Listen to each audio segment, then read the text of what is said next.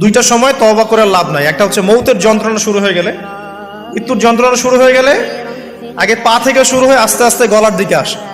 হাদিসে যেমনটা এসেছে, সূরা ওয়াকিয়ার মধ্যেও আছে যে পায়ের দিক থেকে যন্ত্রণা শুরু হয়ে আস্তে আস্তে আস্তে আস্তে এই গলার দিকে আসে, এবং আত্মাটা গলার এখানে যখন চলে আসে, এখান থেকে মালাকুল মউত আত্মাটাকে নিয়ে চলে যায়।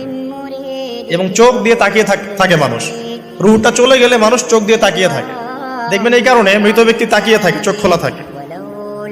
এবং তখন আসমান থেকে সিঁড়ি নামিয়ে দেওয়া হয়, ওই সিঁড়িতে করে আত্মা চলে যাচ্ছে, ও তাকিয়ে দেখে যে আত্মা চলে যাচ্ছে। এবং মানুষ মারা যাওয়ার পরে চোখ জীবিত থাকে অনেকক্ষণ।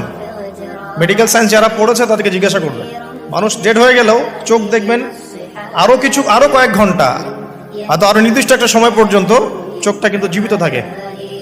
এই জন্যে চোখ বন্ধ করে দিতে হয়। যাই হোক, যেটা বলছিলাম যে মৌতের যন্ত্রণা শুরু হয়ে গেলে তওবা করে লাভ নাই, তওবার দরজা বন্ধ।